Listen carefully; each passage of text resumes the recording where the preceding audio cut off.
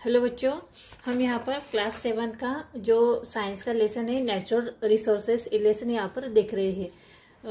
ये लेसन मैंने यहाँ पर मराठी में एक्सप्लेन किया है, इंग्लिश का लेसन है। देखिए यहाँ हमारा लेसन ये जो है वो यहाँ तक हो चुका है। देखिए सम इम्पॉर्टेंस ऑफ मिनरल सोर्स ये भी हमारे हो चुके हैं। ये जो 5 पार्ट्स है उसके वो हमने यहाँ पर देखे हैं। म्हणजे याचे जे 5 प्रकार आहेत ते आपण इथे बघितलेले आहेत। पुढे जो आहे ते फ्यूल तो पण आपण इथे बघितलेला आहे। त्यानंतर कोल देखील आपला झालेला आहे।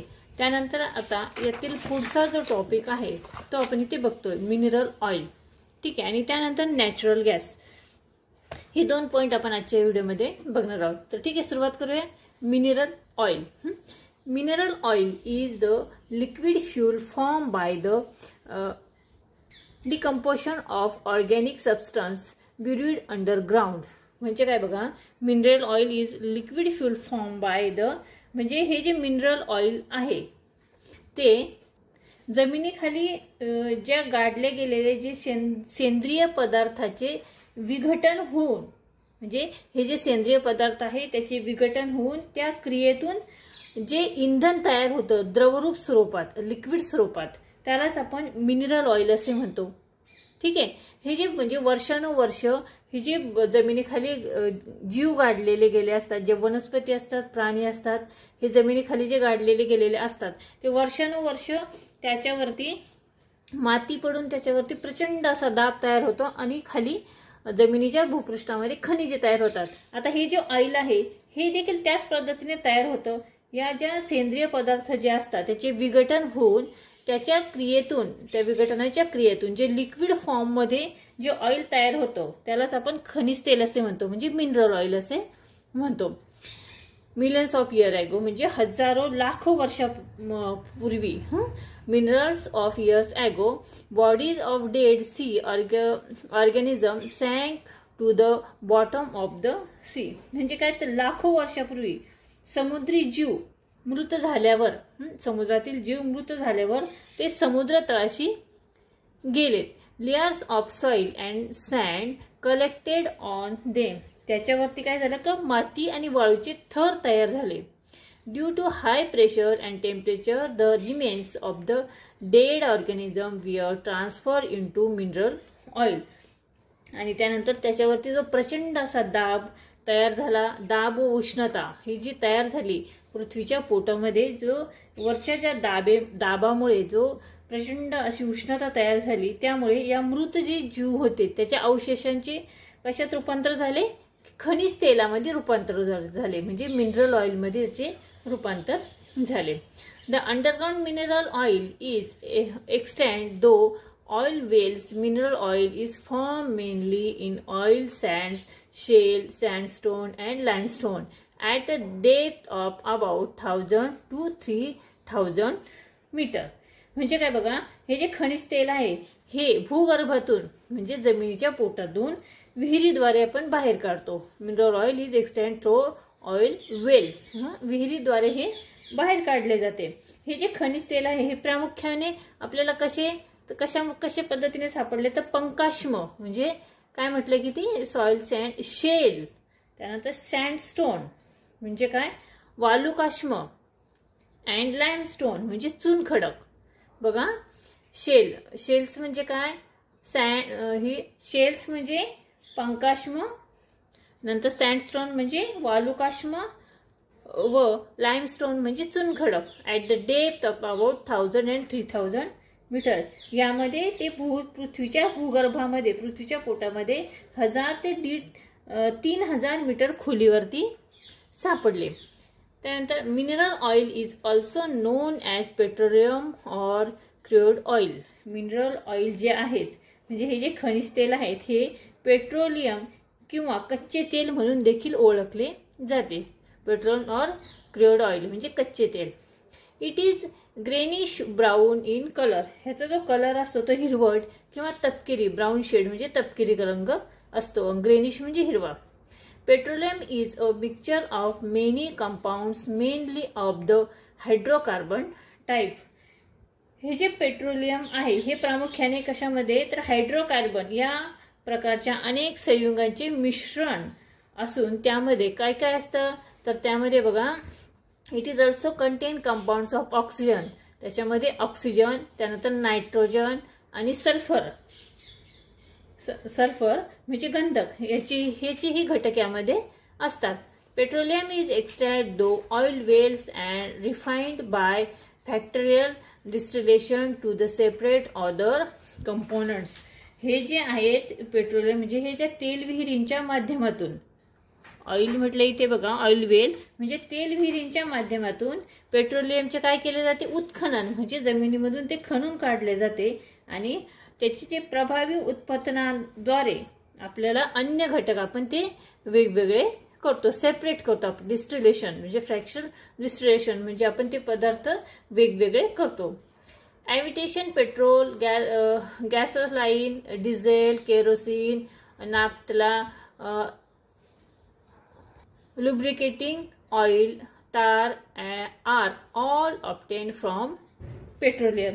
म्हणजे पेट्रोलियम पासून कशा येते तर बघा पेट्रोलियम पासून विमानाची पेट्रोल, त्यानंतर पेट्रोल, डिझेल, केरोसिन, नाफ्ता, वंगण आणि डांबर, लुब्रिकेटिंग ऑइल म्हणजे डांबर, हे घटक आपल्याला यापासून मिळतात. They are use and fuel and for production of plastic perfumes and artificial fibres. म्हणजे काय तर हे यांचा उपयोग आपण कशासाठी करतो, रंगासाठी करतो, त्यानंतर जंतुनाशकांसाठी देखील याचा उपयोग केला जातो. युजर फ्यूल, नंतर प्रोडक्शन ऑफ डेज, नंतर पेस्टिसाइड म्हणजे सुगंधी द्रव्यासाठी देखील म्हणजे पेस्टिसाइड म्हणजे जंतुनाशके आणि परफ्युम्स म्हणजे सुगंधी द्रव्य, त्यानंतर अँड आर्टिफिशियल फायबर्स म्हणजे कृत्रिम धाग्यासाठी सुद्धा याचा वापर केला जातो. ठीक आहे. तर या पद्धतीने आपण इथे मिनरल ऑइल हा घटक इथे बघितलेला आहे. आता आपण नॅचरल गॅस हा घटक इथे बघणार आहोत. नॅचरल गॅस म्हणजे काय तर बघा natural gas is an important fossil fuel म्हणजे हा नैसर्गिक वायू आहे हे अतिशय महत्वाचे असे जीवाश्म आहे. It is found associated with petroleum in underground oil wells and in some places as natural gas alone. हे पृथ्वीच्या गर्भामध्ये म्हणजे भूगर्भामध्ये पेट्रोलियमच्या सानिध्यात तसेच काही ठिकाणी फक्त नैसर्गिक वायू म्हणून देखील आपल्याला हे सापडते. Some places natural gas alone. The main component of natural gas is methane. यामध्ये फक्त नैसर्गिक वायूमध्ये कोणता वायू महत्वाचा तर मिथेन म्हणजे CH4. यामध्ये व्हाईल इथेन C2H6 नंतर propane C3H8 and butane C4H10 are presented in small proportions. यामध्ये या नैसर्गिक वायूमध्ये मिथेन हा घटक मुख्य असतो. त्यानंतर इथेन, प्रोपेन, ब्युटेन. बघा मिथेन, इथेन, प्रोपेन आणि ब्युटेन हे छोट्या छोट्या प्रमाणामध्ये हे घटक देखील असतात पण मेन स्वरूपात मिथेन हा घटक असतो. त्यानंतर natural gas is form from the remain of organism buried deep underground and subjected to high pressure. हा नैसर्गिक वायू आहे हा पृथ्वीच्या गर्भामध्ये सजीवांच्या अवशेषांपासून उच्च दाबाखाली तयार झालेला असतो. High pressures. This fuel can be carried over long distance by means of gas pipe line. हे जे इंधन आहे हे वायुवाहिनीच्या साह्याद्वारे दूरवर वाहून नेले जातात आणि किंवा दूरवरती वाहून नेले जाऊ शकतात. मात्र हे ज्या वायुवाहिन्या आहेत बघा underground substance is high pressure. This fuel carried over long distance means gas pipeline but it is absence of a network of pipelines. It is transferred under high pressure into compressed natural gas CNG and liquefied natural gas म्हणजे LNG. This makes it possible to be transport the gas. हे जे वायुवाहिन्या आहेत म्हणजे gas वाहून नेण्याच्या ज्या जाळ्या आहेत या जाळ्या अभावी त्याचे रूपांतर उच्च दाबाखाली कंप्रेस्ड नॅचरल गॅस म्हणजे CNG आणि लिक्विफाईड नॅचरल गॅस म्हणजे LNG, CNG आणि LNG यामध्ये त्याचे रूपांतर केले जाते. त्यामुळे त्याची वाहतूक करणे आपल्याला सोपे जाते. ठीक आहे. इथे बघा खाली CNG ची वैशिष्ट्ये दिलेली आहे, म्हणजे कॅरेक्टरिस्टिक ऑफ CNG. तर CNG ची वैशिष्ट्ये कोणती आहेत, कॅरेक्टरिस्टिक कोणती आहेत, तर बघा कॅचेस फायर इझिली म्हणजे लवकर पेट घेते. पुढे no solid waste remain after combustion म्हणजे ह्याच्या ज्वलनानंतर घन कचरा कोणताही कचरा शिल्लक राहत नाही. तिसरा आहे carbon dioxide and water are form in small quantities. यामध्ये कमी प्रमाणात काय असतं, कार्बन डायऑक्साइड आणि पाणी तयार होते. ठीक आहे. त्यानंतर पुढे अदर पॉल्युनंट्स आर नॉट प्रोड्यूस म्हणजे इतर कोणतेही प्रदूषके यातून तयार होत नाहीत. त्यानंतर पुढे कॅन बी ट्रान्सफर्ड इझिली म्हणजे हे आपल्याला सहजतेने वाहून नेता येते. आणि पुढचं जो महत्वाचं त्याचं वैशिष्ट्य आहे combination can be control easily. आपण ज्वलनावर याच्या सहजपणे नियंत्रण आपल्याला ठेवता येते. तर ठीक आहे, आज आपण या लेसनचा हा पुढचा पार्ट इथे बघितलेला आहे. त्यामध्ये मिनरल ऑइल आणि नॅचरल गॅस हे 2 पॉइंट इथे बघितलेले आहेत. उरलेला जो टॉपिक आहे तो आपण पुढच्या व्हिडिओमध्ये बघणार आहोत. आजचा व्हिडिओ तुम्हाला कसा वाटला मला कमेंट्स करून नक्की कळवा. व्हिडिओ आवडला तर व्हिडिओला लाईक करा, शेअर करा आणि चॅनलवर नवीन असेल तर चॅनल सबस्क्राईब करा. व्हिडिओ बघितल्याबद्दल धन्यवाद.